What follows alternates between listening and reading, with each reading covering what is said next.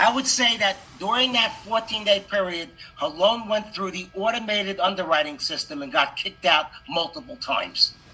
In other words, they wouldn't accept the loan based upon her not being a primary resident.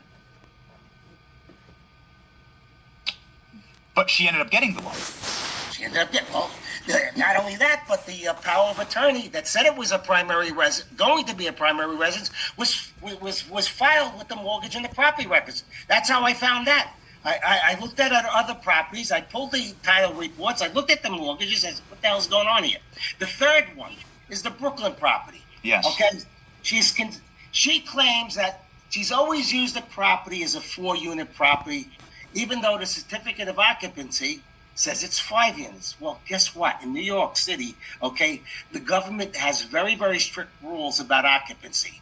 The certificate of occupancy rules, okay? You can't take a 5-unit building and on a whim make it a 4-unit building. You can't take a 4-unit building and on a whim make it a 5-unit building. You have to get permission from the Department of Buildings, who has to inspect the property to make sure you're in line with the code.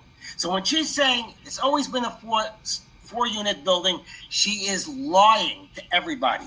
It's a 5-unit building. She should have disclosed it was a 5-unit building. And as a result of all of this, she got better rates on the mortgage because a 5-unit building is considered a commercial property.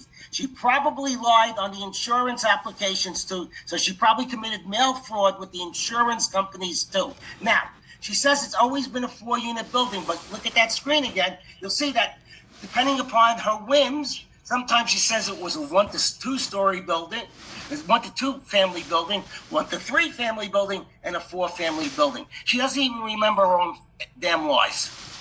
The problem with being a liar is that you have to remember the lies, Sam. You really get caught in trying to do the cover-up. That's how all of these people go down. The cover-up is what brings them down. There was also an attempt at a cover-up.